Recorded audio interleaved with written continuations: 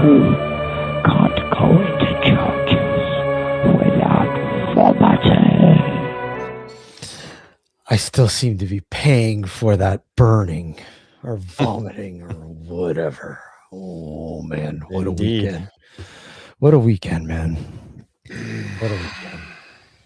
You know, they're not kidding. They're not kidding when they say ticks are bad this year. They are like brutal. As I was telling you, like we had to like take 18 off them. Thankfully, they were just on them. They weren't biting. They didn't bite. So we just, took them off them. But when you think you have them all, think again. Yep. Because there's always a couple loose ones. And then throughout the night, it's like, oh, look there's another one crawling on them. Grab it. Right. And then, again, we thought we had them all. And we were like kind of controlling where Ozzy was going, so he couldn't like kind of get into areas where, well, and of course, like I tell you, I wake up, I've got one latched to me. Fuck, man, I'm telling you, thankfully he didn't start feasting, but holy crap, man, it's brutal, man. And he was only in the brush for just a couple, like not even a minute. Yeah, that's all it takes. Yeah.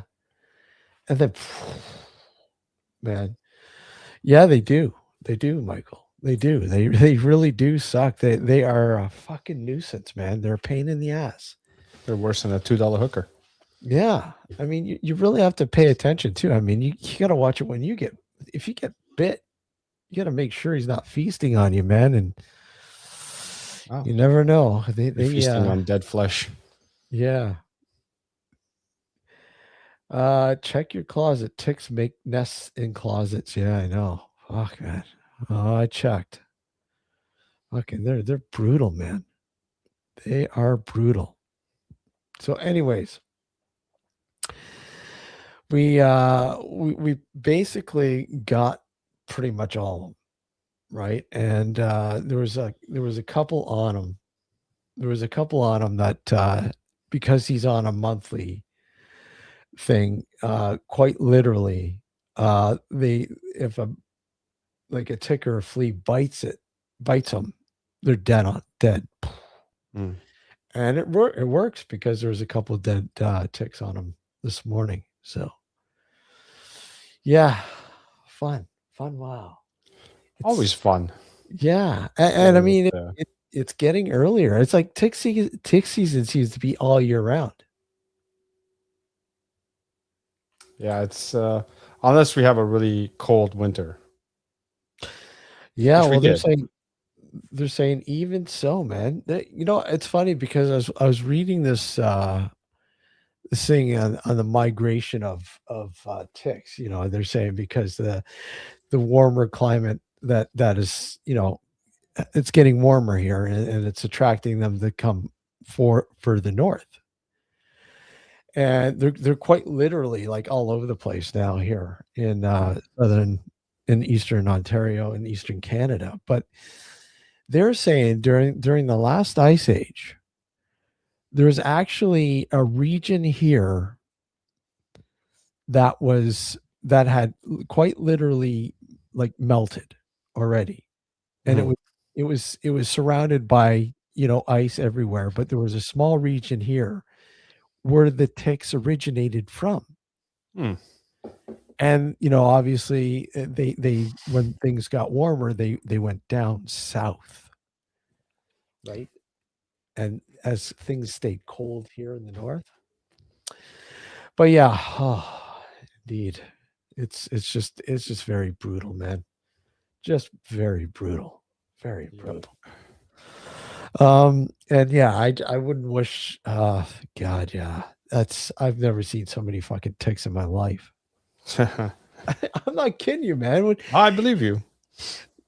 I thought maybe one or two, and that was it. And then all of a sudden, oh, there's another one. There's another one. There's another. Where the fuck are they coming from? Where are they coming from? I don't have like a spray. You could just like spray your dog and kill them all. Well, there's a spray that you can use that is all natural, that you can do to deter them from jumping on. It's like a bug repellent, right? Right. But it doesn't have DEET. It's got witch hazel and lemongrass and a couple other things, and apparently it works really well, even for us, like for humans. But it's safe to use on dogs as well. So we bought some of that, and we applied just a little bit. We didn't want to like go nuts, just enough that, because I mean it's pretty strong. The scent is strong. Right. It is very strong, incredibly strong. Right. So let's see who's in chat. Oh, let's say hi to James, Big Rob. How are you, Pump? Laura, good to see you. Michael. Leanne, get off my lawn. How are you? Hey Adam, how's it going, Adam? Let's see who else. Michael, Admit, hi Admit. How are you? Sarah, how are you? Another Sarah, welcome. And I want to make sure I get everybody. Hey Julie, hi Julie, how are you? Good to see you. And I think that's everybody. Let me just double check. Oh, and Ryan and Tim earlier. And I think that's everybody. But hey, how's everybody doing? Hopefully you're all doing well. Yeah, it's crazy, man. And it's warm today. Oh fuck. Yeah. It's warm today. It's just insane. And from one swing of the pendulum to the other. It just It's always like that here. That's the problem. And it's, I think, what was it, like 31 today? 31? Yeah, something like that. 31 degrees was the peak, I guess. 84 or something. 87 Fahrenheit. Yeah. Yeah, that's pretty. It sucks because we're not used to it. It's like we didn't get a chance to acclimate because it went from like mid-teens to like 30. It doubled. Yeah, and again, like Oz, he's shedding his winter coat. He's boiling. So we had to actually turn the AC on. Yeah, I can imagine. Yeah. And I'm like, AC in May? What the hell? Never. I know. But it's ridiculous. Poor guy is just like roasting, so yeah. So how was your trip? It was good. Short, but good. Yeah. I mean, the weather sucked. It was chilly and raining most of the time, but we made the best of it. So you didn't trade in any, you didn't trade in your love for burritos for Donairs? No. I wasn't feeling that adventurous. No? No. Well, we thought about it at one point, but then it's like, I'd rather try something like that here, even though here it may not be as good, just to see if I like it. You'd probably love it, dude. Well, they are so fucking good. I mean, I may very well love it. I just, I'd rather try it here first. Well, that's scary because it's hard to get them here now. No, there's a couple of spots in TL that have them. Is there? Oh yeah. Oh, okay. But we're talking about Halifax Donairs, right? We're not talking about Middle Eastern Donairs. Totally different. Yeah. So I heard. Yeah. Totally different, man. Like there was there was one out here that I remember, Halifax Donairs, they were called, and there was a couple of locations, but both of them closed up, which is sad. But life goes on. But that's the thing. Now it's a treat when you go out to Halifax or out to the East Coast. So they were like Donairs were invented in Halifax, weren't they? I don't. Or am I thinking of something else? No, I don't think they were like, they weren't invented. I think it's a Middle Eastern thing, right? But for some reason, Donairs were given the sort of the East Coast, thing in Halifax, I believe, something like that. So I'm I just don't know. reading about it. This is the Halifax donair was invented in the early 1970s, approximately 72, 73 by Greek immigrant Peter Gamoulakis. He introduced the dish at his restaurant, Velos Pizza in Bedford, Nova Scotia, Yeah. adapting traditional Greek gyros to better suit local tastes by using spiced ground beef and a distinct sweet sauce. Oh yeah, it's good. It is really good. Like I said, the one I told you about, Tony's Donair. Oh, that is so good. They're so Maybe I'll make a damn. trip out again just to have it. Oh, I mean, hopefully we do make it out in October. That'd be nice in October. The Oh fall? yeah, the colors Yeah. driving there and driving back. Yeah. Because I imagine we'd probably do the same thing. We'd probably travel, through Quebec on the way, like Upper Quebec along the Lawrence St. River Lawrence when we come River, yeah. back. Yeah, That'd be a good drive. it's a nice drive. It's a little longer, but you'd take a couple days. Obviously, you wouldn't do it all in one day. Oh yeah. It's just We too met a much. family from Toronto actually when we were there that they did that's what they did. They drove to Halifax and then they were gonna head back, and on the way back they were gonna stop at Quebec City. Yeah. And then Montreal and then back to Toronto. Right. Yeah, it's a beautiful drive, man. I mean, if you do the St. Lawrence route, um, you're quite literally at the very top of the Appalachians or Adirondacks, sorry, or is it the Appalachians? Appalachians. Hmm. Appalachians. The Adirondacks are down in lower New York State. The Appalachians actually start up in that corner of Quebec Mhm. and then run all the way down. And it's absolutely beautiful, man. Beautiful. I wouldn't want to do it in the winter, No. you know. It sounds like a beer run. Yeah. Fuck yeah. They got great beer in Quebec. They got really good beer in Quebec. I think that's partially the reason why we took the way we did the way out, because I Yeah. wanted to stop off at this one place. Yeah. I'm sure. It's nothing like taking side Exactly. trails, Detours, side as I routes, like to call them. detours. Yeah, detours, man. But it's cool because it was right on the St. Lawrence and it was actually beautiful, right? Yeah, I've been as far north as Beaupré, Yeah. I believe it's called. Okay. Which is just north of Quebec City. So a friend of mine, an old friend of mine, I haven't kept touch with him, but his mom lived there. Yeah. Right up to the St. Lawrence River, like in a trailer park. Park. Yeah, that's what it was. It was a trailer park. Yeah. But so we went there because he needed to pick up some stuff from her trailer, and we spent the night there. And he took me to the cathedral there, Saint Anne de Beaupré. Beautiful nice. place. Yeah, this is a place that apparently Pope John Paul II came to visit. Yeah. Way back, obviously. But yeah, it was really nice. Really nice. Awesome.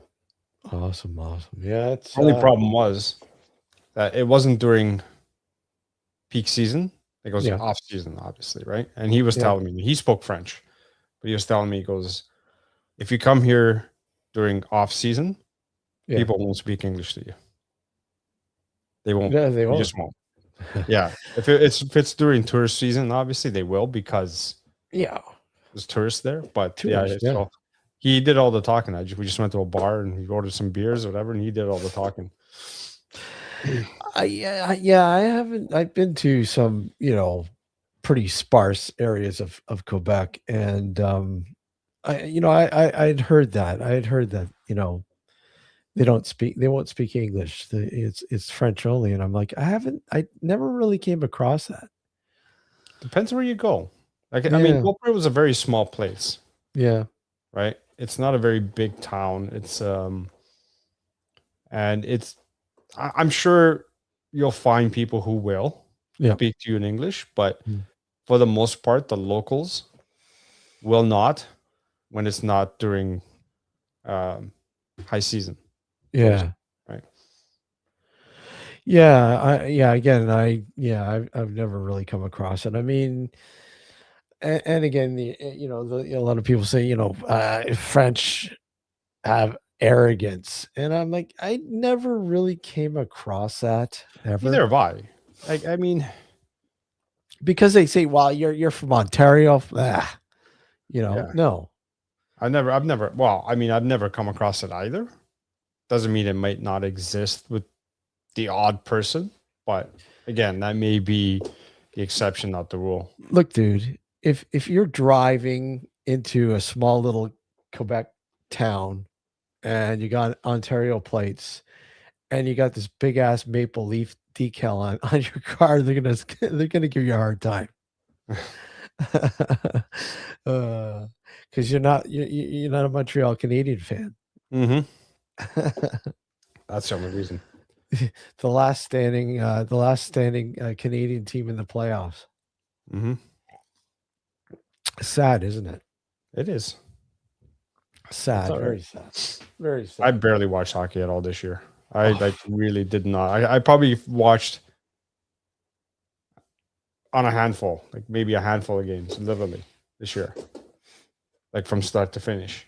Other times I just maybe pop in to see what the score is and saw that the Leafs were losing. I'm like, fuck it, turn off. They were just fucking horrendous this year. Horrendous. I know. I mean, do you think that Matthews is going to stick around? Do you think he's? I really don't want him to.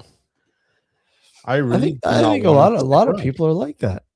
Because he thinks himself to be this. Don't get me wrong, he's a great player. Yeah, not taking that away from him. No, but I think he thinks he's really high up there. Mm-hmm. When this year proved that he wasn't. Right, without Marner, he's practically nothing. Right, and that's the thing with him. Not to say that he's a bad player. He's a decent player. Yeah, but he needs someone to be able to feed him the good pass in order for him to score. Because all he's got is that wrist shot. That's it. You know what I mean? Yeah.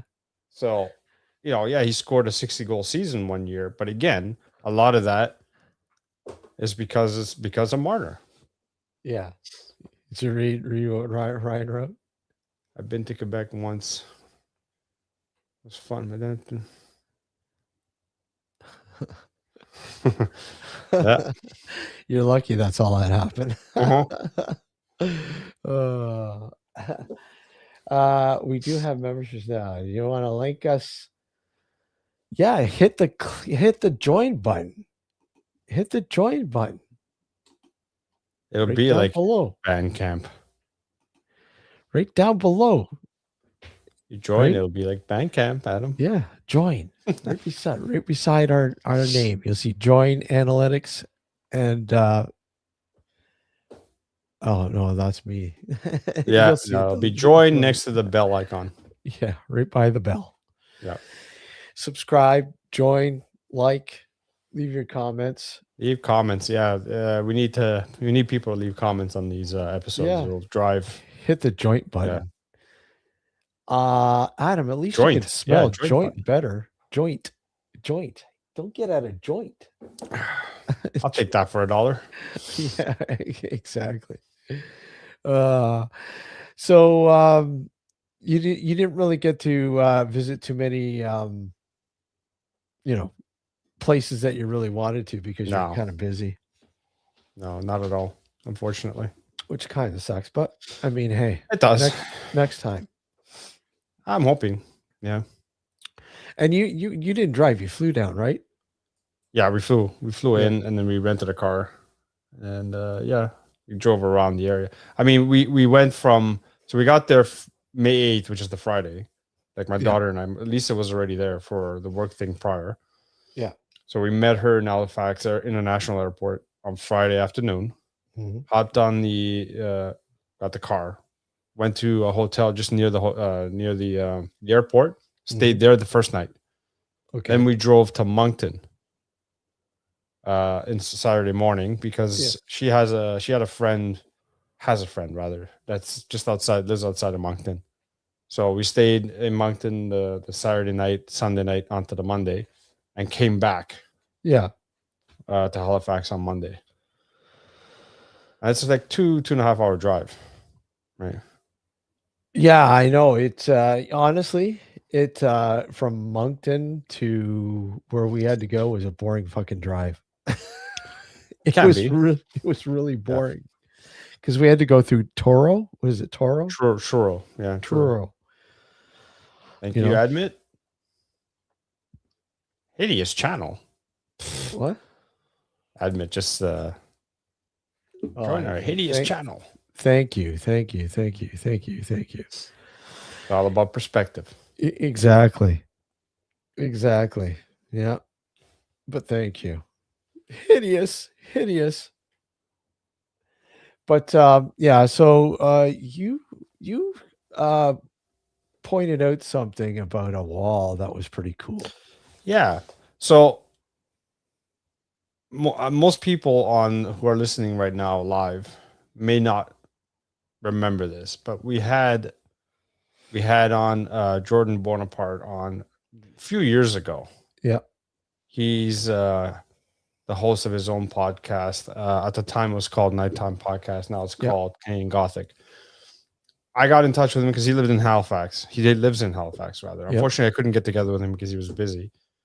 But I told him where we were staying, and he told me about this, Bayers Lake mystery wall that's like literally close to the area where we stayed.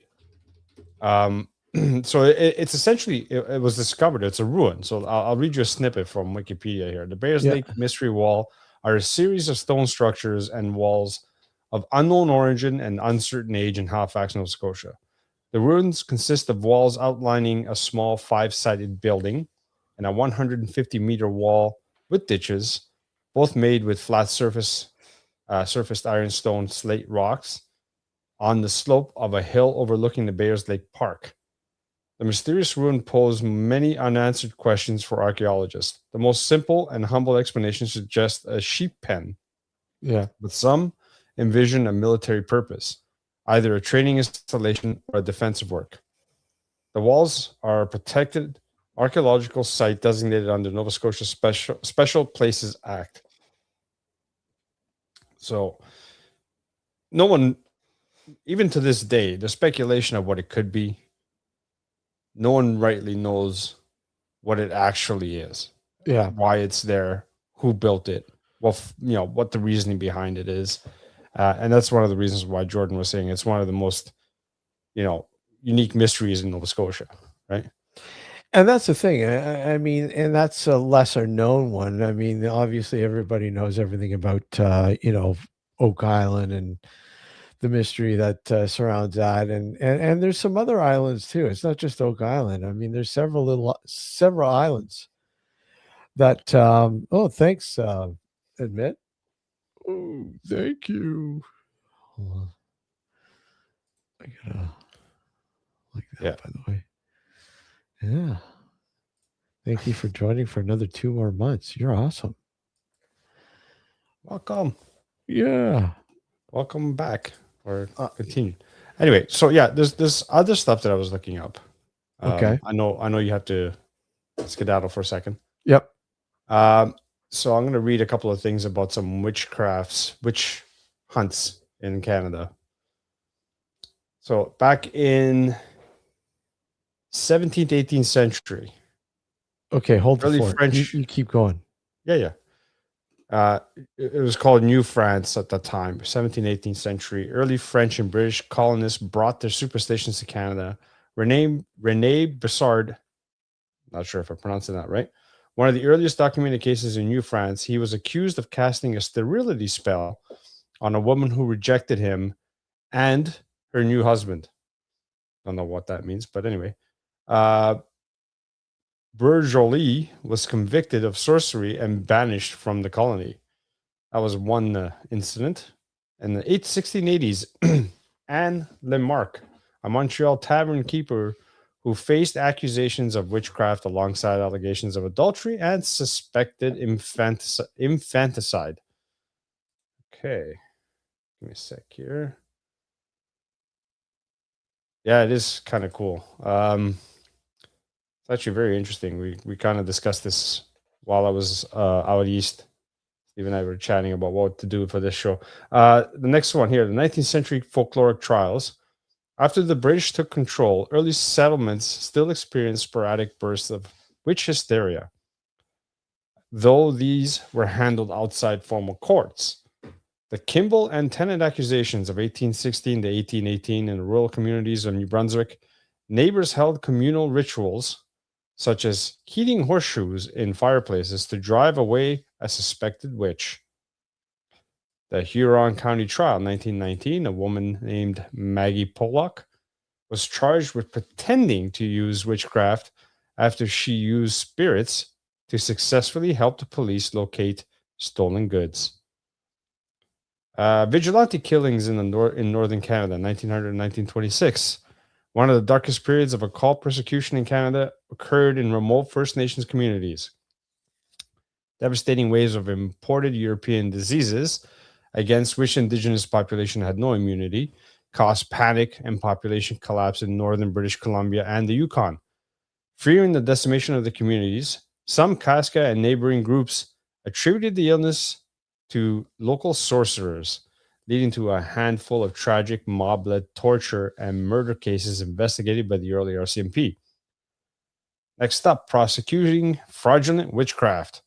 Instead of prosecuting actual occult practices, Canada's legal system primarily focused on scam artists. The Criminal Code Criminal Code 1892, Section 365 of the Criminal Code of Canada made it an offense to fraudulently pretend to practice witchcraft, palmistry, or fortune telling, as opposed to the real deal. Modern cases, 2018, police in Ontario laid charges against women who convinced victims to hand over tens of thousands of dollars to clear out evil spirits. I believe Steve and I talked about this. Do you remember the case where we talked about, Steve, about people who got charged for fraud, basically, because they charged their victims tens of thousands of dollars to cast out evil spirits? Yeah, that was 2018, right? Something like that. Yeah. I was just reading one of them here. One of the prosecuting fraudulent witchcraft. I just I picked this up. Yes, you told me. Yeah, this is the case of the very first case of demon possession in Canada, 1661. People are like, Canada was around then? Technically, well, it wasn't a formal country. Yeah, it wasn't a formal country. It was actually New France at the time, but New France. In, there was also something Upper Canada, Lower Canada. Upper Canada, Lower Canada. But yeah, so I'm looking forward to diving into this and reading. I mean, it's a pretty fascinating case, really. Yeah. You know, let me just see. Hold on. I did have it saved. Hold on. Where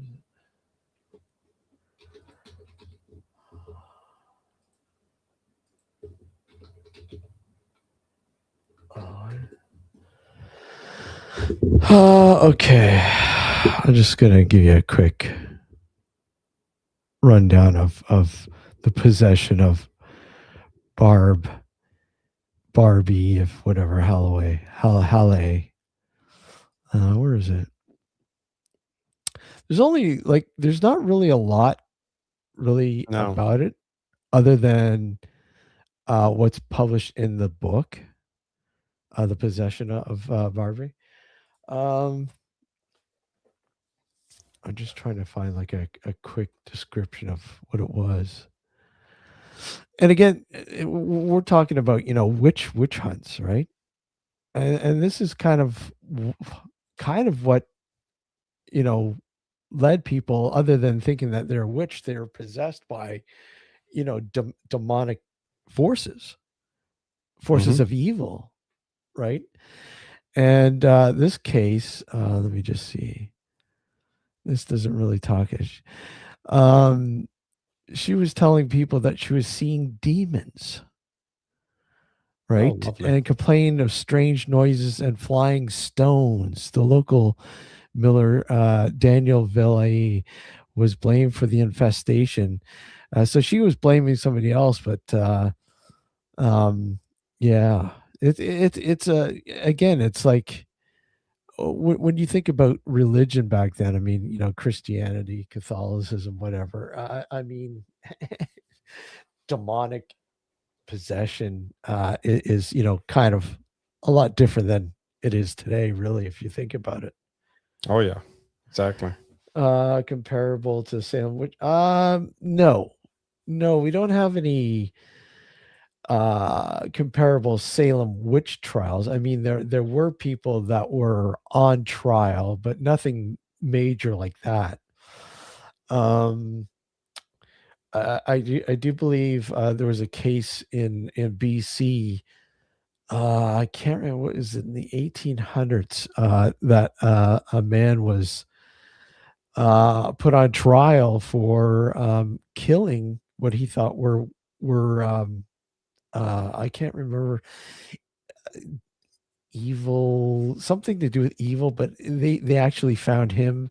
They thought he was a witch, which was kind of, well, I mean, back then most witches were pegged on women, right? Yep. I mean, there were men witches as well, warlocks. Crazy, man. But yeah, we don't have anything that is comparable to the Salem witch trials. No. I mean, we did, because we this civilization was kind of on the same parallel back then as it is, as it was, like, I mean, English, right? I mean, pretty much English still England dominated, the US and Canada, parts of Canada. I Yep. mean, it wasn't until what, the 18, what was it, the 18, was it 1821 when the loyalists fled? Or no, sure. it was sooner, wasn't it? I'm not sure. I don't know. When they had what was the American Revolution? 1812, I think. Yeah, wasn't it? 1812. It was the War of 1812. I don't know if that was Yeah. the revolution. The revolution was 1776 or something, wasn't it? I don't know. I'm sure someone in chat will Yeah, I know. us. But that's when a lot of the loyalists were either booted out of the country or fled because they were loyal to the English crown still, right? And of course, when you fled to Canada, it was still under English rule. Mhm. So 15th century, yeah, no, I know that, but it wasn't until the 1600s that they made their way here. Especially the Quakers, right? The Quakers, man. That's where you get a lot of the really strange tales of witches and the trials and everything else. The Salem witch trials, right? Basically. Yep. Yeah, the Pendle witches. That's a neat little fucking town, man. That's a really cool scenario too, Alex. The Pendle witches. Pendle witch. Yeah. Whatchamacallit? Dan, Exploring with Fighters, did a couple vids on that place. Really, really neat town. Like, it's your typical small town in the UK on the outskirts, right? And basically, all the buildings are pretty much as is. Obviously new fucking tenants, whatever. But I mean, there's even a witch's cafe there, I believe, something like that. Yeah. It's a neat little place, man. And of course, the cemetery where the witches are apparently buried is often explored. And I know the locals don't take too kindly to it. They don't take too kindly to people coming into the town and filming. Actually, that like I said, when I watched the one that Dan did, one of the caretakers for the cemetery stopped them and basically booted them out, told them to get lost. So you need one of those hidden cams. Yeah, exactly. Just reading chat there. Yeah, so I mean, it has native magic, which I'm sure clash with Christian. Oh, absolutely. And in fact, I believe the case in BC was with natives. They thought the natives were witches. Right. Christians thought everyone who wasn't Christian a witch. Well, that's what I mean, right? That's Right. why it was During that time, I mean. That's why it was so widespread. Yeah. If you're a pagan, if you still have paganistic beliefs, Or anything outside of Christianity. Yeah, you are a heretic. Yeah. You know, a witch, heretic, or whatever, and they want to destroy you, at least get rid of you, right? And forcefully convert. Convert, yeah. And if you refuse, then you were shunned. Shunned. Imagine that, man. If that was still going on today. Yeah. Well, it kind of is. Kind of is. In some parts of the world. People still kind of, frown upon, folks that, practice white, Wicca or Wiccan and all sorts of different, sub-religious, paganistic sort of organizations, if you will. Yep. Cults, as they would say, cults, as if Christianity wasn't a cult. But yeah, this I'm looking forward to diving in this. I know this book is more historical than anything, but I think to truly understand, demon possession, if you will, back then, you have to understand the history, right? Right. I mean, it's kind of like this book here, man. Like I said,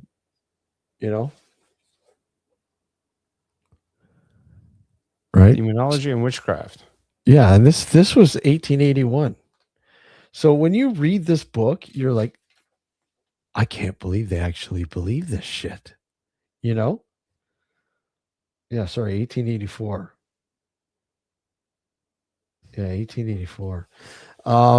But the way we looked at, demons, demonology, if you will, witchcraft, obviously was a lot different than we look at it today.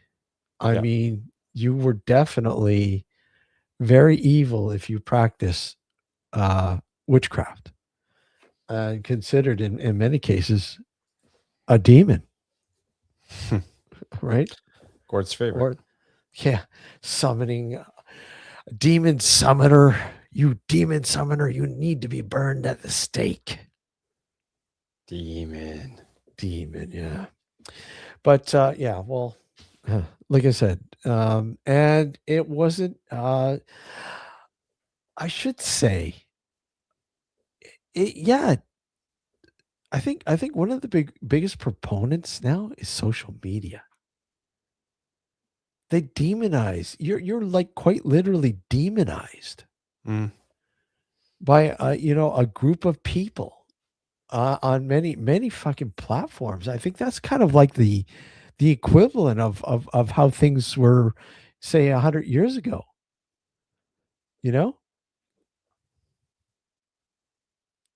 I don't know. I mean, if you climb on and you have a certain perspective, and a lot of people don't agree with you, and you find that you're probably just too extreme, then they're going to gang up on you. Yeah. Right. Exactly. I was glasses. Let's read the chat there. Hey, Poncho, how are you?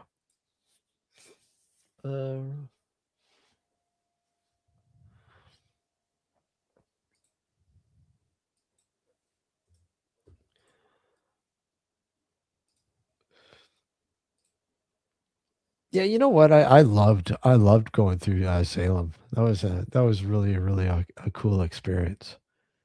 Going through Salem and the witch's house and the museum there. Incredible, incredible. And you know, it's really cool how they've been able to preserve, you know, much of the that core area of Salem, right? As is. I mean, not a lot of places manage to, you know, upkeep, you know, that kind of stuff. And usually, and you know, pretty much throw it out there for everyone to kind of see. Hey, look at this is what happened here. We're embracing it because it happened, and we it's a part of our history. So why not run with it? I mean, obviously, you know, you make money off it. I mean, that's the way things go. Of course. You know, but the history again, I mean, the history speaks for itself, especially with the Salem witch trials. I mean, for crying out loud, people being burned at the stake for being a heretic, you know. There's a lot of weird things they did to try to determine if you were a witch. Yeah, That, well, I that mean, here I don't. caused harm. Yeah, I don't here though. I don't actually. You know, I've not read or seen anything referring to people being burned at the stake. Hey, Candy, how are you? But I've seen people shot Yeah. and killed here, like you know, for being witches, heretics, or possessed by demons, if you will, so on and so on. So I mean, you know, it's vastly different. Even though the culture is pretty much the same. I mean, you come from the same jib. Pretty much everyone, you know, at that time either came from France or England, right? So I mean, I don't know much about the French and how they kind of treated witches. I with the French, I'd probably think it was more torture because the French Oh, they love to did invent the torture. guillotine. Yeah, that's what I mean. I Yeah. wouldn't be surprised if it had more to do with torturing them than burning them at the stake like the English did, Yeah. you know. So I don't know. It's just really insane to think, you know, people lost their lives because, you know, Assumptions. yeah, assumptions, you know, Or and let me rephrase that. It wasn't assumptions. It was a belief in something that isn't provable. exactly. Exactly. Right. And, unfortunately, we seem to be heading down that same path again now Yep. in some parts of the world. And it's really silly. It's beyond silly. And that's Mm. what I mean. Again, like I said, I think a lot of it, you know, the net, you know, our presence on the net and how Yep. it's like evolved is a big part of the reason why. It is because a lot of people take it to heart. Take it to heart, and a lot Yeah. more people have opinions now. Yeah. And again, when you look at you know, influencers, some really big influencers, when they say something, people believe them. Yes. And it's sad because they could be as wrong as anything, and yet people would say no, Most no. often they are. Yeah. And that's the sad part. The problem is religion is such a polarizing topic, Yep. much like politics. It's a polarizing topic. Mm-hmm. Um, it shouldn't be, Yeah. but it is. If people were to just take a step back a little bit and just take a look at the whole picture, I think they would come to a much different perspective. Yeah. I'm not suggesting for anyone to don't believe in religion, be atheist. That's not for me to say, Yeah. right? That's your own personal journey. However, the way some people behave, Mm-hmm. it's just so radical Yeah. and so it's just it's sad, really, that in today's day and age, in 2026, we're still dealing with radicalized people. Right. It's scary, but yeah, religion still has that hold on people, right? Oh yeah, of course. And you look over here at the Western world, and people don't want to admit to certain things as being radical from Christianity or Catholicism, whatever, but mostly Christianity. But I mean, there is a very radical movement. Yes. That is wreaking havoc, and it's just as destructive as, say, radical Islam. Oh, it's just anything that's radical is disruptive. Yeah, it's very disruptive. Right. And the problem is, like, it's like that saying, it only takes a few bad apples to spoil it for everyone. Most people of faith are decent people. Yeah. The problem is you have a certain section or sect of people, whatever you want to call it, a certain group of people who take it beyond, just religion, who instead of just having the faith in whatever deity the religion you belong to, purports to follow, they take it one step beyond and involve their own twisted sense of reality. And they morph the religion to fit that twisted sense of reality. Absolutely. Right? And that's what becomes dangerous. And I think a lot of people, when these splinter groups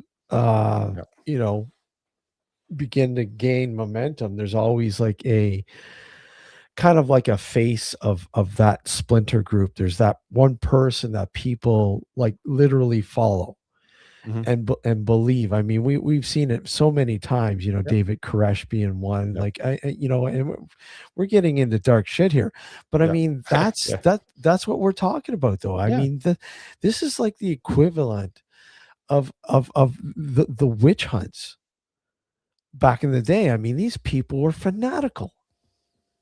We need to eradicate these people because they believe that they were evil, because they simply didn't want to convert to Christianity.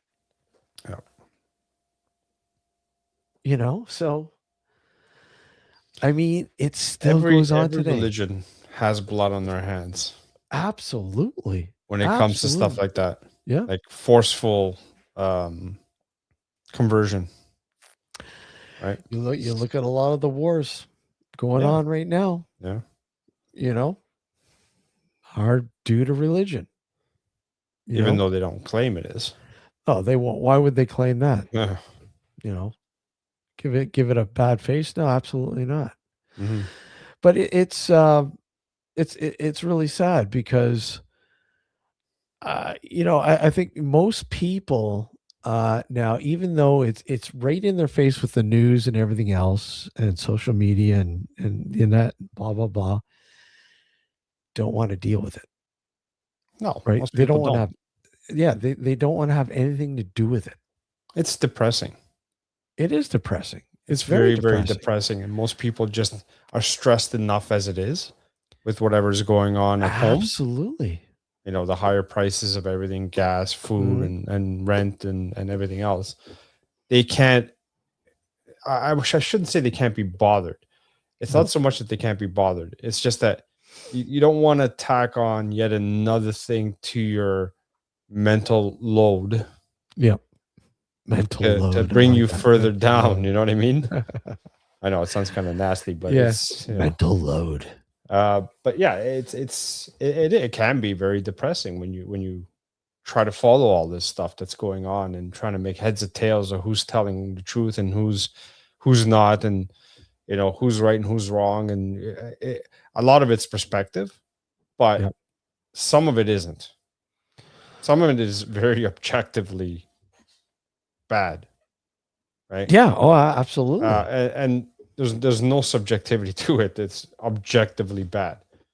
And it's just, but how do you convince someone who's so dead? Again, this is why both religion and politics are such polarizing topics. Yeah. Like as a Freemason, like when I was still attending, the two topics you did not discuss in open lodge is religion and politics. Yeah. At all. They forbade it.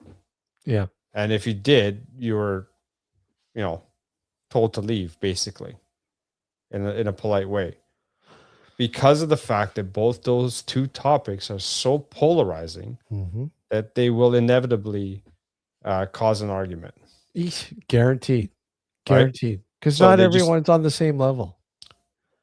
Well, yeah, exactly. But it's not even just about being on the same level. Not everybody is open-minded enough to have a discussion with someone who has a different belief and not take it personal. Exactly. Right? Exactly. Everything in moderation. Exactly. Yeah. Yeah. It's it's like money, religion, Yeah. It's a battle. It's a battle. Like, and religions have proven that time and time again, over and over again, like with wars. A lot of these wars are primarily due to religious sort of views. I mean, for hundreds of thousands of years, it was Christianity and Islam battling it out. Well, not hundreds of thousands, but thousands of years. Battling it out. Who's going to take, the Ottoman Empire, the Roman Empire, it just Holy Roman Empire. Yeah. Crusades. The Crusades, Some of the bloodiest battles this planet has seen was due to religion. Yes. Absolutely. Yeah. I mean, how many people, how many Templars do you think ended up here in Canada? Well, I mean, if the legend of Oak Island is true, I would say there's a good chance a few of them did. Right. But I mean, I don't necessarily believe the truth behind, this possible treasure. I mean, what are we looking at? Spanish gold? Who knows? I mean, they were the bankers of the world back then. Absolutely, yeah. Right. So aside from being knights, obviously, they devised one of the earliest banking systems. Yep. So who knows how much wealth they accumulated over the time that they were allowed to exist. Yeah. Second and third prize on the tickets. Good job. I would admit that this was at the Grand Lodge. Was this in London? Let me know if it was in London at the Grand Lodge. I saw pictures of the building. It's beautiful. Man, they wouldn't let him in. No. I haven't gone in years. You're not the right kind of guy. No. Oh. I haven't attended since before COVID. Yeah. You've been compromised. I haven't paid my dues either, so I'm done. You've been compromised. I've been compromised, yeah. You've been burritoized. Burritoized. Anyways, okay. Not elite business, well, at least not here in Canada. Anyway, not elite business here in Canada. What? The Masons. Yeah, there's not many. England, obviously, it originated in the UK. Like the Freemasons of today, as we know it today, originated in the UK. Yeah. It goes deeper there than it does here in North America, for sure. Well, so, I mean, it's a whole different ball game. Here in Canada, it's not. It's more of a joke than anything else. Yeah. On that note, we're going to take a short break. When we come back, a little bit more of this, and then we're going to talk, about some oddities too. I mean, hey, they go hand in hand. Oddities, Canadian oddities. I mean, things that are just kind of fucking weird that most of you probably have never heard of. I don't know. We'll pull that out more. So don't go anywhere. You're watching Nocturnal Frequency Radio here on our YouTube channel. We'll be right back. Don't go anywhere.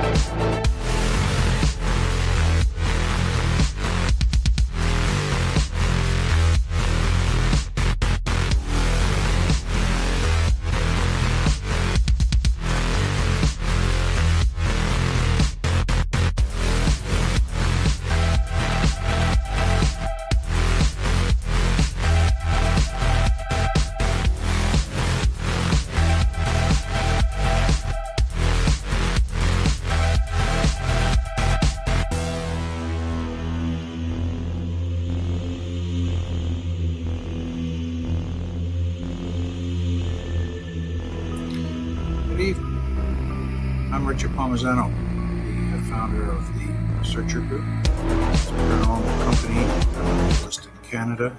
I founded it in 1979, which not only makes me old, but makes me doing paranormal research and field work for just under 45 years now.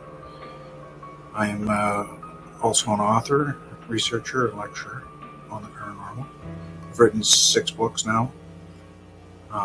And I really enjoy coming on with Steve and Alex on Nocturnal Frequency Radio, as well as listening to the shows, because there's a lot of interesting guests there. I like it, looking at this stuff, because it opens your mind to other options and other alternative thoughts. There's always time to learn new things. So I hope you join us and come and see Nocturnal Frequency Radio. Thank you.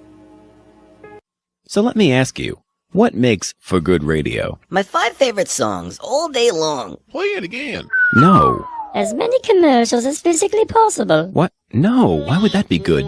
Great music, great talk shows, no commercials! Precisely. New Visions Radio gives you no commercials, no nonsense, just the best new music and the best talk all day long, 24/7, 365. NewVisionsRadio.com. Hey guys, Kristen here, host of the Paranorm Girl podcast, a bingeable exploration and deep dive education about the paranormal for the skeptical believer. Some of my past season topics have included shadow people, Mandela effect, demons, and UFOs. Currently, I am tackling Bigfoot. I have been sharing this journey with my audience since early 2021, and I have learned a lot these last few years. It's truly a mysterious world out there beyond our perceptions, and reality is just not what it seems. I have also, since the start, met some awesome folks like Alex and Steve, and I've really enjoyed watching and learning from them and also joining them on their show. Their guests are always outstanding, their listeners are just the coolest, and these hosts are some of my favorite people. I recommend their show to anyone looking for an intelligent and fun conversation about the paranormal amongst friends. So join me on my investigation, join Steve and Alex on theirs, and enjoy. Now back to the show. You are watching Nocturnal Frequency Radio. And that you are, of course. Where's Alex? There you are. There you are. We are radio still. We are. We will be. I think. At heart, we're always radio. Yeah, we're always radio. At heart. At heart. That's how we began. That's how we are. I mean, we've kind of morphed a little bit, but whatever. And yeah, we do need to update the. We do need to update the. That little commercial thingy. Anybody want to submit something? Yeah. The only way we're going to be able to update it. We'll update it. We'll definitely update it. Maybe we'll AI it. No. We'll do the burrito special on it. Yeah. The great burrito demon. Okay. So anyways, yeah. Yeah, so witches have been around for quite a long time and have been frowned upon by Christianity. Speaking of witches, I was kind of looking around and I found this neat little cemetery called Doan's Hollow Cemetery. And the reason why it's neat, it has what's called a witch's gate. Oh yeah, you sent me that. Yeah. So basically, okay, so just a little thing on it. It's no longer active. It's a closed cemetery. and it was established in the 1700s, and but still is a loyalist burial ground. So again, once again, these are Americans that fled during the Civil War in the War of 1812 to here to find a new home, really, and to be a part of the British Empire, if you will, once again, because British UK citizens, because Canada was at that time, Upper Canada was.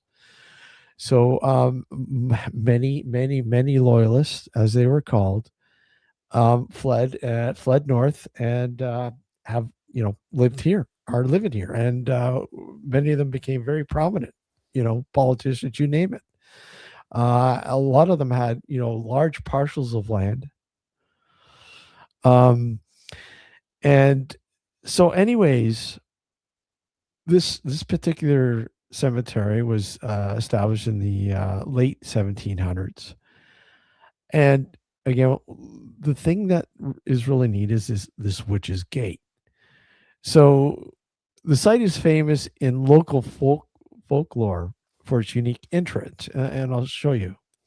Often referred to as the Witch's Gate. To enter the cemetery, visitors must pass through a historic wrought iron rectangular turnstile. Local legends suggest the gate was forged to ward off evil spirits, and it became popular. It became a popular local destination for those interested in Canadian folklore. So basically, they believe that wrought iron would basically ward off anything evil. But was it to keep them out, or was it to keep something in? Wow. Is the question. Honestly, I don't know how a gate could keep something malevolent in. Well, it's the wrought iron. They believe wrought iron was very effective against warding off evil. Belief isn't proof. Well, I know. I'm not saying that. That's why they built it, right? So here's a picture of it. Let me just pull it up here. Or that's not the one I was looking at.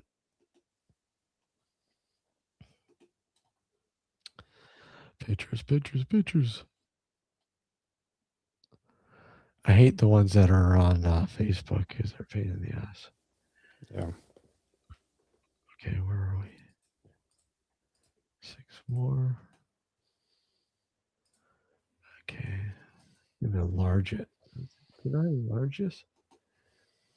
The original. There we go. Okay, so here it is. And it's got what looks like horseshoes on it as well. And most people believe horseshoes for good luck, right? Let's see here.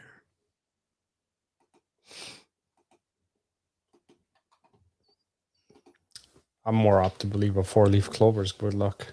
What's that? I'm more apt to believe that a 4-leaf clover is good luck.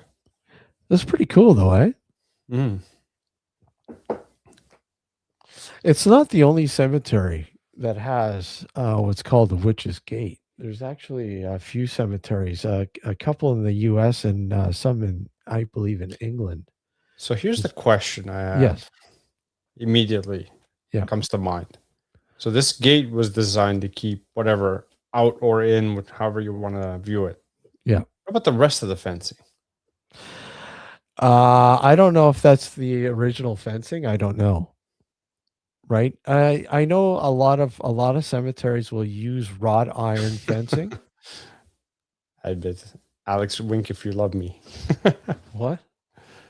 I admit says wink if you love me. She's talking to me. I don't know. Can you see me winking? But yeah. So I mean, if you look at the picture here, obviously, you may be right. That may not be the original fencing, obviously. No, I don't think that was probably new, like recent fencing put up to keep people out. But I mean, people can just walk through the turnstile, if you will. Yeah, no, it's not even just that. I mean, if the wrought iron was supposed to keep something out or in, you better hope that the rest of the fencing was wrought iron as well, if it worked. Look at the turnstile though. Look at it. What do you see in the turnstile? Kind of looks like a pentagram. Pentagram or Star David? Yeah, something to that effect. You know, to that effect. Well, let's see. Hold on. Let me see if I can get a actual. Let me just see. Hold on. Vid. Let's see.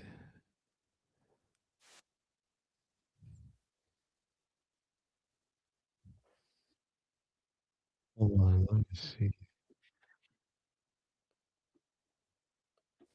More of a local legend. So here's kind of I'm gonna like play a little bit of this.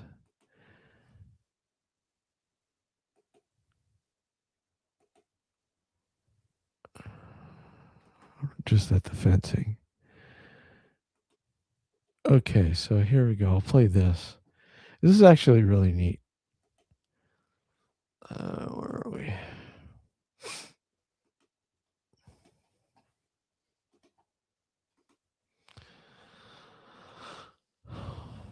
Way.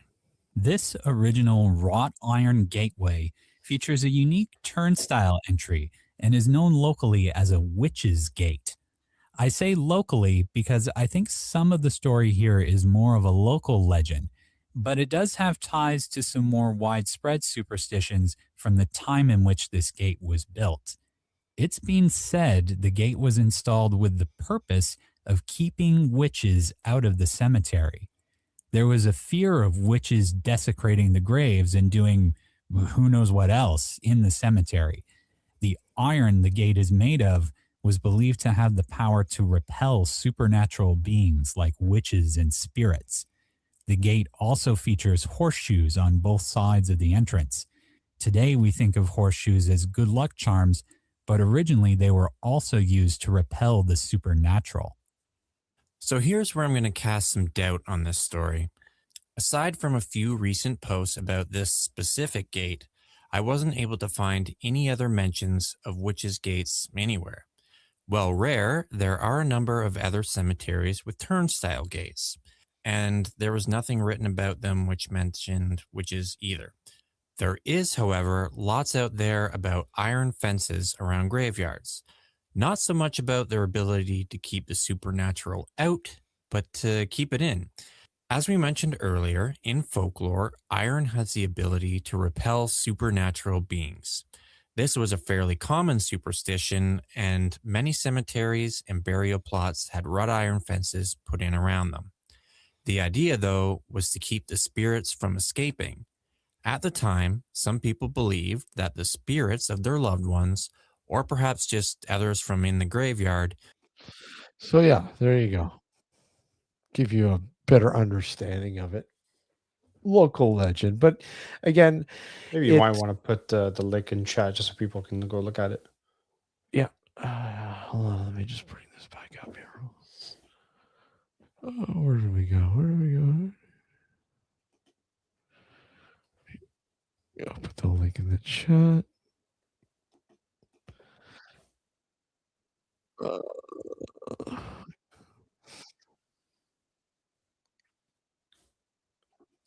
James is saying, I wonder if it's chosen because it's magnetic. It's a possibility. You never know. Yeah. You never know. There you go. To watch the full vid, there you go. I mean, there's a few vids on this particular thing, and again, not necessarily the cemetery itself, but the entrance seems to be the, the star of that sort of cemetery, if you will. People are attracted that go see that because of the Witch's Gate, as they call it. I mean, quite honestly, I to me, it's interesting. It's unique. It's really neat.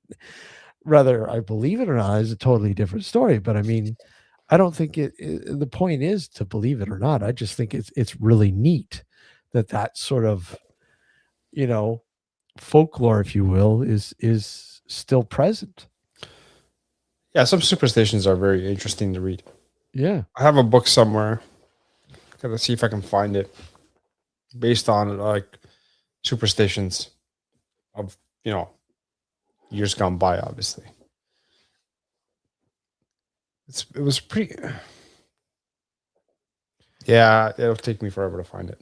I didn't have it. I didn't. When we moved to this house, I didn't put the books in proper order. I have one. I don't know where it is either. But it's I mean, it's interesting. Again, like I said, when you look at the time period, where a book like this came out, and the belief system, as opposed to now what we know now today, right? Yeah. Right. I mean, whether we believe it or not, I think is irrelevant. It's a known fact that these, the reasoning behind these things are just like, mass. I don't know what mass hysteria. I don't know if there's so much mass hysteria as a lack of understanding of how things work in the physical world. Yeah. Biologically and even just in general. Yeah. As we progressed in science, we found out. I mean, let's go even further back. I mean, people used to think that thunder and lightning was because people angered gods, right? Or bowling, right? Yeah, God's bowling. That's right. Yeah. The point is that when you don't understand what's happening around you, you make up things that to you at the time makes sense. Yeah. But as we progress forward with our understanding of the physical world around us and ourselves biologically, we know different. Yeah. I think, again, I think, rather you believe it or not is irrelevant. I think it's just really intriguing that this stuff exists. Yes. And the fact of it existing and why it exists, I think is even more fascinating than, if you believe it or not. I mean, you could sit there and disprove a lot of the stuff behind the reasoning. Absolutely. But I mean, it's still the fact that, people went through great lengths to build stuff like this simply because they felt that it repelled evil. Or in some cases, held it in. Yeah. We don't want any of the evil spirits leaving the cemetery. We repel you. We repel you. They couldn't just fly over the fence? No, it's a magical barrier. There's a dome. Right. We just need broomsticks, right? To fly. So they took the broomsticks away. I don't know. I just find I find a lot of the superstitions of the past. It's interesting to read. Don't get me wrong, but I find it kind of laughable. It's like a lot of them. Oh, many of them are. I mean, but when you look at a lot of them, they could be very dark, extremely. They could be, yeah. Yeah. Well, like I said, they're interesting reads. I love hearing about these kind of superstitions. It's just when you look at it, like I said, you have a wrought iron gate, or even if it's a fence, like the whole cemetery is fenced in. Spirits are not bound to walk. They can fly, they can hover, they can just go over the fence. Spirits are not physical beings. Exactly. They're energy. But nonetheless, wouldn't you love to have that at your front gate, as your front gate? Sure. Wouldn't that be cool? That would be cool. That'd be awesome. All of a sudden, I would have that as the gate to my backyard. Well, your backyard, or you put it in the front yard, and then all of a sudden, wait a sec, how come I can't leave my yard? The fuck, my tab just crashed. Your what? YouTube tab just crashed. Oh, really? Fuck. Wow. Maybe it's trying to prove to you that there is evil. Yeah, I think I'm being haunted as we speak. Very evil. Yeah, I mean, the fact that they believe that would literally stop this, the spirits from leaving, or the evil ones at least from entering or leaving. I mean, however it is, which one it is, I don't know. I mean, people have, people have different views or beliefs on that, or did have back in the day, on the fact that, these wrought iron fences and gates would either hold them in or hold them out. But I mean, again, how can the wrought iron actually be a defense, if you will, against evil spirits? There was never really any explanation as to how. No. It was just, you were just told that this is the case and you just have to believe it. Exactly. You can't win. You can't win. It's there. It exists. And that's why we can't enter churches, because of the wrought iron on the doors. Isn't that right? Hang on. I'm just reading the chat here. What was that you said? I said that's the reason why we can't enter churches, because of the wrought iron on the Oh, door. yeah, exactly. What are you reading? What Pam wrote? Yeah. Go ahead. I always find it interesting that my father was raised Baptist, but had a relationship with the earth and animals and so forth. He wished what? Sorry, he wished water. Yeah, he wished water, and he believed in what I can only describe as spells. Yeah. Listen, I was raised Catholic, not a practicing Catholic by any stretch of the imagination. What? And then you dabbled in alchemy. Occult, not alchemy. Well, occult. Yeah. Alchemy. Without Alex, there. Dark spells. Yeah. Did any of them work? What? What are you talking about? The spells? Yeah. Hard to say. I cast a spell once when one of my oldest friends' dad was hospitalized. Yeah. And he was in intensive care Mm-hmm. for a while. Yeah. But I mean, even before he was put in intensive care, when he was rushed to the hospital, I mean, he was a heavy smoker, heavy smoker. And he was also overweight. Yeah. Which didn't help. So one morning he was trying to do exercise, and I guess some fluid leaked into his lungs. Ouch. And yeah, he was basically, anyway, long story short, I mean, this friend of mine, I've known him since I was 12. Yeah. Right. And, we're still friends. I mean, we don't see each other or talk to each other all the time, but once in a while we'll chat on like Facebook or Messenger or whatever. And so that time when it happened, I cast a spell, and that next day he was released from intensive care and put into just regular hospital state, I guess, for whatever you want to call it. Yeah. I don't know if that had anything to do with the spell I did, or was just coincidence. I really don't know. Right? It's hard to tell. Yeah. Right? Also because I never really did many other spells since then. Okay. Right? Had I continued to do spells for other things and saw a pattern, then I could argue then the spells that I'm doing are working. Uh-huh. But because I didn't, I can't say. It may have just been coincidence. Right?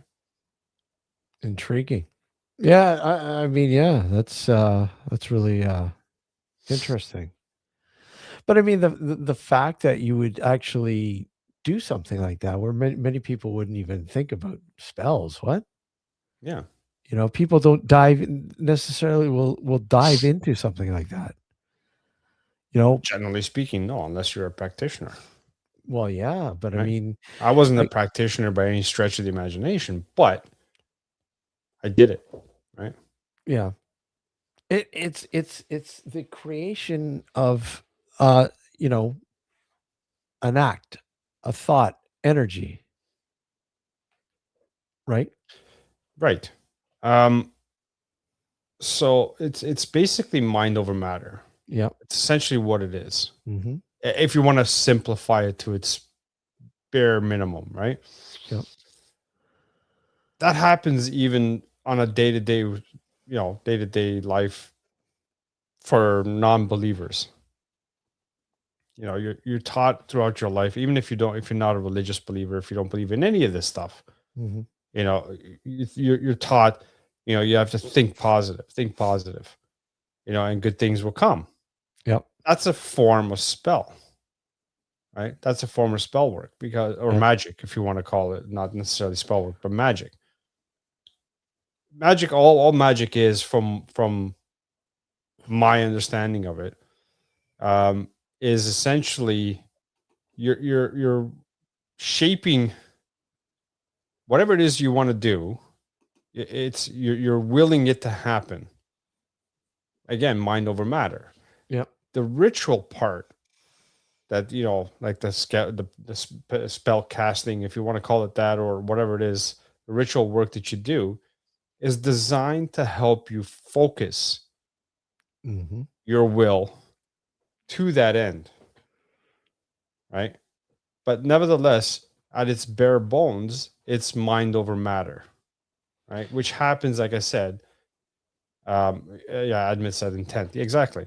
Yep. At the end of the day, it happens even to people who consider themselves agnostic, atheists.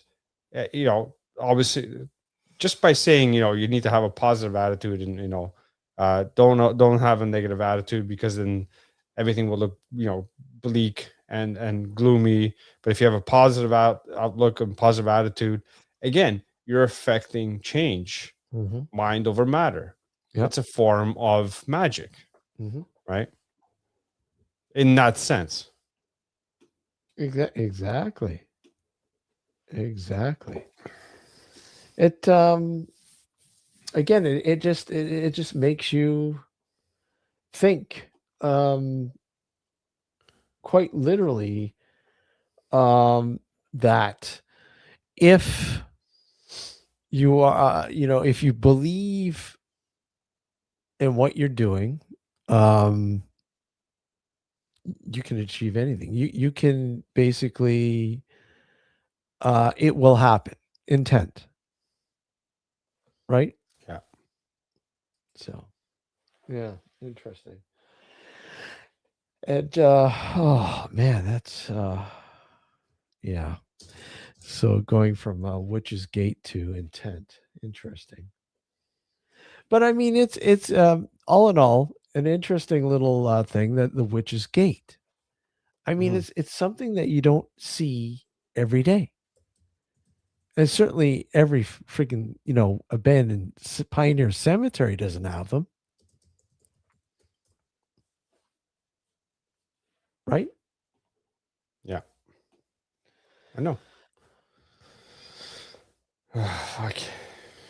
It's kind of like that, that wall that you were talking about. Yes. It's a place or a location that just seems so odd.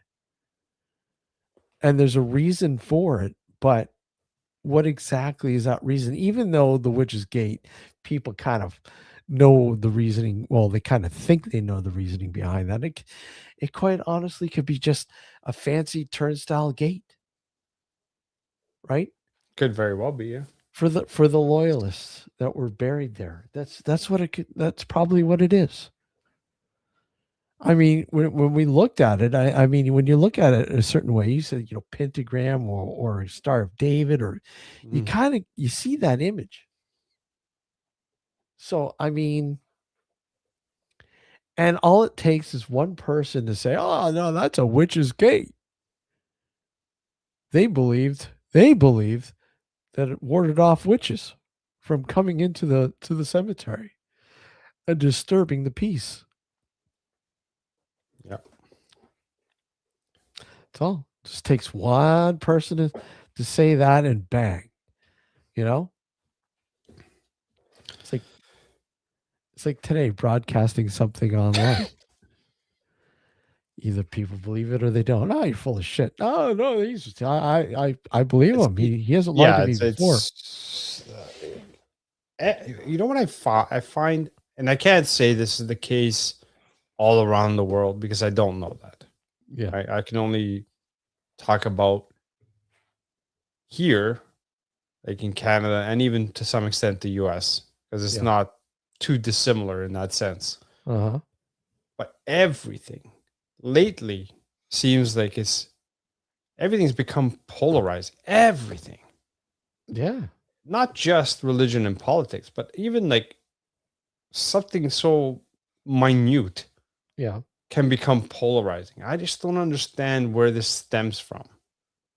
Like why there needs to be this polarization of thoughts or beliefs, or like even in something so trivial. It's unreal, really. And to your point earlier, it's because I suspect, and I'm sure you agree with this, it's because of, like you said earlier, social media, right? That has a lot to do with it. Absolutely. Yeah. Absolutely. It's yes, James. Yeah. Yeah. These are exactly. us versus them. Exactly. Yeah. But how did we get to this is my point. I mean, we used to live, I'm old enough to remember a time when it wasn't like this. Oh, absolutely. I mean, people had their beliefs, sure, but you could have a discussion with someone about your beliefs, even if they differed, and have an actual civilized conversation, not a heated debate. Well, I think, you know what I mean? I think in modern, if you look at modern sort of, I don't want to say modern, but it is, modern, of late. You look at events that have happened that kind of, I think, have twisted people's way of thinking and the morals. And you look at things like 9/11, right? Something so big, and the shock waves that sent out, drastically changed the way the whole world thought. Right. And again, now with the vid, right? I mean, something that, was seemingly impossible happened. Right. Whether you believe it or not, it happened. Right. People were put in a position where they were going to feel uncomfortable and go, why? They felt like their rights were being taken away from them, and, herd like cows, like cattle or whatever. But the whole point is, these kind of events have severely shaped our mentality as humans, and the way we look at the world today, at what's going on, and quite simply have shaped the events that have gone on today, are going on today. Yeah. Rather we like them or not, it's a scary thing. With what happened, with the pandemic, I find it laughable now. Obviously, even then I found it laughable. Yeah, about people talking about, they don't want to be controlled by the government. Yeah. If only you knew just how much the government can control you. They do already. This is something. Listen, we went through the Spanish flu in the early 1900s, and they had to resort to the same sort of tactic as we had to do: isolation, masks, everything. Yep. When you don't understand what's going on initially, that is the best recourse. Yep. Period. Full stop. Shut the fuck up. Yeah. Okay? You may not like it. I don't give a fuck what your feelings say about this shit. If you want to live, I mean, we lost a good friend to this. Yep. Okay? All because he was confused about what to believe whether, the vaccine was legit or caused harm. A person fucking died because of this. That we know. People, that we knew personally. Yeah. Obviously, thousands of people died, but that we know personally. A fucking person died because of all the fucking bullshit misinformation that's gone out there. Mm-hmm. I mean, quite possibly 2 people we know passed away due to the vid. I have gotten the vaccine and 5 subsequent booster shots. Yeah. Okay. Fuck off. People are fucking stupid to some degree. Sorry to hear Julie. Julie lost her father to it. Yeah, exactly. Yeah, I mean, there's way too much misinformation out there. There is. It's because people are allowed to fucking spread whatever bullshit they think is real and perpetuate other people's bullshit that they believe. Yeah. And for what purpose? Because you think the man is coming to get you? Fuck you. You see this fucking device? Up here. Everyone has this fucking goddamn device. Yeah. They want to fucking get you. They can get you anytime they want. Oh, fuck yourself. It's like, I laugh at those that will not do online banking. Yeah. I go right to the bank and do my banking. Do you not think your fucking account's not online? Your account's right there. Rather you go in to see a teller or not, it's right there. They have that information, and that information is out there. Scary but true. Yeah. See, Laura, I lost my brother-in-law because of that. Exactly. Yeah. Whatever. I mean, a majority of us, obviously, probably have had the vid. I think I had it 3 times. I've never gotten it. Yeah, I had it like 3 times, and thankfully, like most people, it didn't end my life. Right. My wife and my daughter both got it. How I managed not to get it is puzzling. Yeah. Right. Now they have said that there are some people who are naturally immune to it. That may be the case with me. I don't know. But I didn't get it, even though my wife and my daughter had it. There was people that were symptomatic. Asymptomatic is one thing. Yeah. But if you test, even if you're asymptomatic and you test, you'll still show up positive. You just won't exhibit any symptoms. No, false positive. I tested negative. Yeah. And it's not like I tested myself just once. Mm-hmm. Like, you know Lisa. Yeah. Right. She's borderline hypochondriac. Right. So she tested herself frequently. We had a whole bunch of kits at home. Yep. Right. Because when it was free, we used to, every time we go to Walmart, grab a couple, right? So we had a bunch. Yep. She tested my daughter, both tested positive. I tested myself negative a few times, not just the one time. Yeah. A few times. Mm-hmm. Negative. Right? Were you hoping that one of them was going to say yes?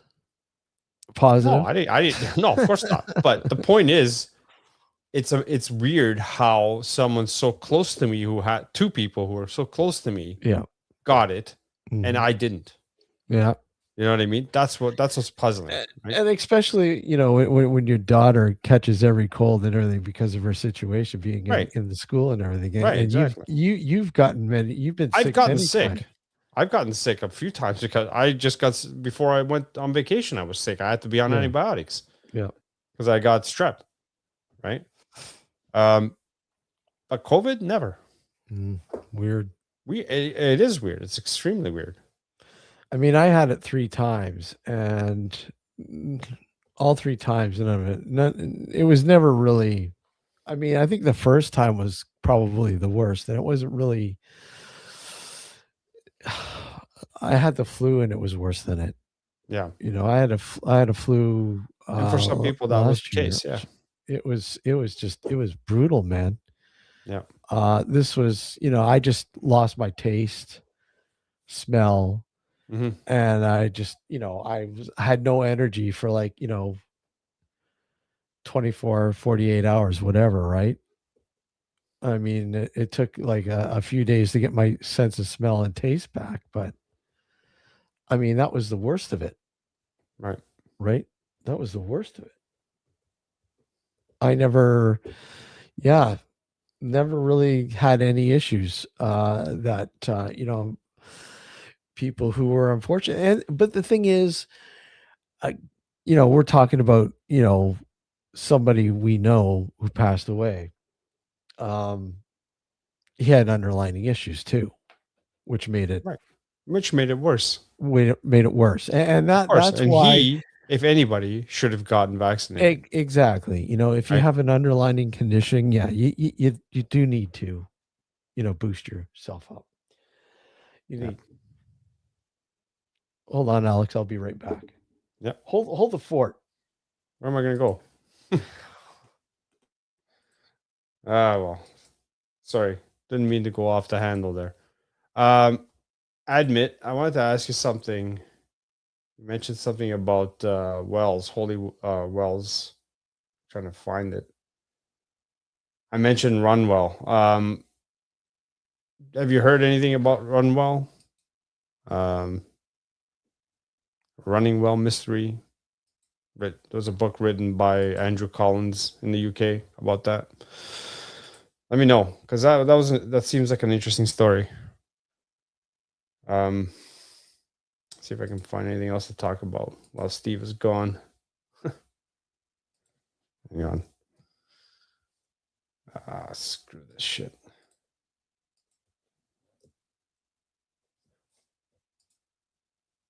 Here we go. I found something about the Runwell mystery. The roots of Runwell and the Runningwell mystery. The oldest reference of Runwell comes from the Cartularium Saxonisum, an Anglo-Saxon document which dates to the AD 939. It takes the form of a grant made by King. Oh man, I'm going to butcher these names. Athelstan to the Dean of Chapter of St. Paul's Cathedral Church, London, of 12 mansions or farms to the principal manor of Runwell. Place Secret Council. Oh man, this is long. Don't have time to read all this. Let's see, hang on.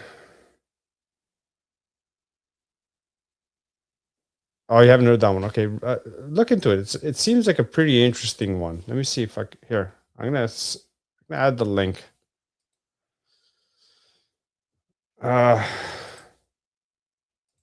Here's the link to it. The author Andrew Collins, UK based, he wrote a bunch of his earlier books. One which is called The Black Alchemist, which I read. I've read this book a million times. I read it all the time for Halloween. Always gets me in the mood for some reason, even though it's got nothing to do with Halloween. But nevertheless, he wrote prior to that a book based on the Runwell. It's called the Runwell. But yeah, look into it. It looks like an interesting story. Let's see. Julie, you were saying that the vaccine isn't to prevent you from getting it. The hospital for a month. Yeah. It's just supposed to help you not get as sick from it. Now, again, there are exceptions to every rule, just like everything else. But yeah, I mean, I've gotten vaccinated. Nothing bad happened to me from the vaccine. And I never got it. I was lucky. I never got it. Let's see.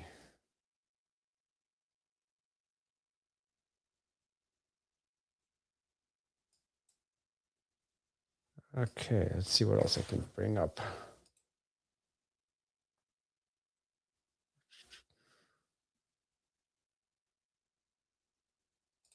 See if there's anything else interesting about witches. Tale of Maggie Pollock.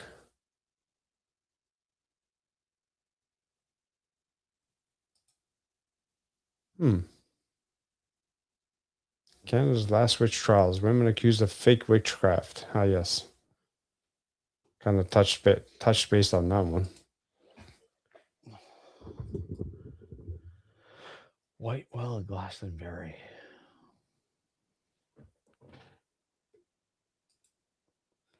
Trying to get Admit to look into the Runwell mystery. A what? The Runwell mystery. She was talking earlier about holy wells and whatnot. And okay, yeah. So the Runwell mystery, or that's the name of the book that Andrew Collins, the same author who wrote The Black Alchemist. Yeah. He had written that book prior to The Black Alchemist. Okay. But it's been out of print. I don't even know if you can, unless you find it at a secondhand bookstore. But yeah, it's very hard to find. But it's an interesting story about the history of the running well there. Oh yeah. So you've read it then? I've read snippets of it from The Black Alchemist. He mentions snippets of it from The Black Alchemist, but the book itself, the Runwell mystery, it's hard to find a copy of it. Wow. Just read the chat there. Let's see.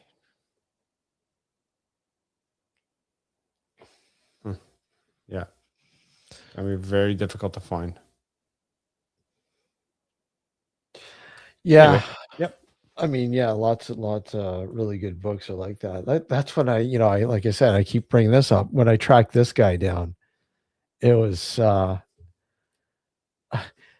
only copy I was able to find was 1884. Now, so years ago, this is going back a long time, over 25, maybe 30 years ago. Yeah. If not even longer than that. Sad to say. I had gone to the reference library in Toronto. Yeah. And found a book about the Illuminati. Yeah. But a book that was written in the 1700s. Mm-hmm. They had a copy of it there. And you had to go in a special room, wear gloves, and you couldn't bring any writing utensils in, none of that stuff. You couldn't even photocopy anything. Yeah. Sorry, you could bring utensils in, like pencils and whatnot, but obviously you couldn't do anything to the book. You could write notes on your own, whatever. You couldn't photocopy the book because it was so old. Yeah. You just couldn't. It was about the actual Bavarian Illuminati that existed back in the 1700s. Yeah. Right. And it was just something that I was looking into because of something else that had occurred and mentioned. This is when I first heard of who the Illuminati even were. Yeah. Right. I still can't believe that that's still going on today, but nevertheless, I digress. At the time, I was more into conspiracy theory stuff, and this was one of those rabbit holes that was going down, right? Yeah. And I managed to find this book at the reference library. It was weird experience having to go to a, not a locked room, but a separate room, and they gave you gloves to put on so you can flip the pages so you don't, your oils or like finger oils don't get on the pages and all that kind of stuff. It was just a surreal experience, right? But yeah. Well, I mean, when you look at historical texts like that, it's just incredible. Yeah. Many times they won't even let you touch the actual books. You can look at microfiches, right? Right. Of them. But yeah, that's, I mean, you look at, what is it? The University of Toronto, I think is it the University of Toronto I'm thinking about? Has just recently released their full archives on their website in PDF, I believe. All right. Which is really cool. And we're talking about some, like, records that go back, God knows how many years. To probably to the 1600s here, right? I mean, obviously that's not quite as long as, say, the UK or whatever, but I mean, still, it's a long time ago. Yeah. I mean, you look at one of the major companies that just went belly up lately, not too long ago, the Hudson's Bay Company, and how much of a stake they had, in Canadian, part of Canada's history. If it wasn't for those, fur traders, those early fur traders from the Hudson's Bay Company, God knows what we would have looked like, because they basically mapped out Canada, Right. Trading furs with the indigenous people. They're the ones that gave us the card, the keys to the domain, if you will. I mean, if it wasn't for them doing what they did, it might have been a lot more hostile than it was. Yep, right? exactly. And it was hostile. It was very hostile. It's unfortunate how things worked out. But I mean, yeah, nonetheless, if you think of the records that company had, the incorporation of the company itself, I think was just recently put up for auction. And I'm like, why wouldn't they put something like that in a museum with the rest of the history of the company that's now pretty much gone? Yep. I mean, what was it, 300 odd years old? Gone. Yeah. No, it's sad. It was sad. It was sad when it was when I found out about that. It is a piece of history that's just gone up in smoke. It's a huge piece of history, at least our history. But it's unfortunate that the company wasn't able to progress and transform and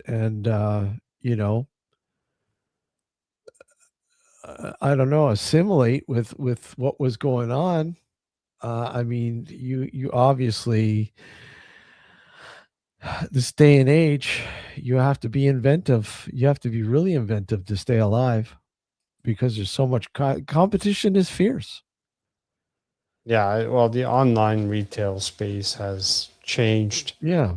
How we well, you don't need those big box stores anymore. Right. I mean, they're basically what's getting at, big white elephants now. Yeah. You see a lot of companies that have these still, and they're hurting. Like, I mean, you look at I don't know how Best Buy still continues. Yeah, it's interesting how they manage to keep staying alive, but I mean, like, big stores like that, just, I don't know. It's in this day and age, unless you have some sort of a niche market, which is even really tough, you won't survive storefront wise. I mean, yes, people still like that brick and mortar. They still like a place to go. But for the most part now, people are just happy to have that online convenience, right? I mean, that's why, yeah, sure, Amazon has stores, brick and mortar stores, but I mean, not very many, right? So, I don't know.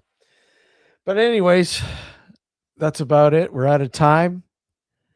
Want to thank everybody for watching this evening. Everybody in chat, thank you again for popping in and continually supporting the show. Awesome of you. If you haven't subscribed, please subscribe. Hit the like button if you haven't done that already. And again, if you want to become a member, just hit the join button. You can cancel at any time. You don't have to renew. You're not obligated. But whatever. Leave yourself a comment. Leave us a comment. Leave us a comment. We love comments in the comment section below. Until the next show, guys, take care, be well, and stay strange. Later. Have a good night.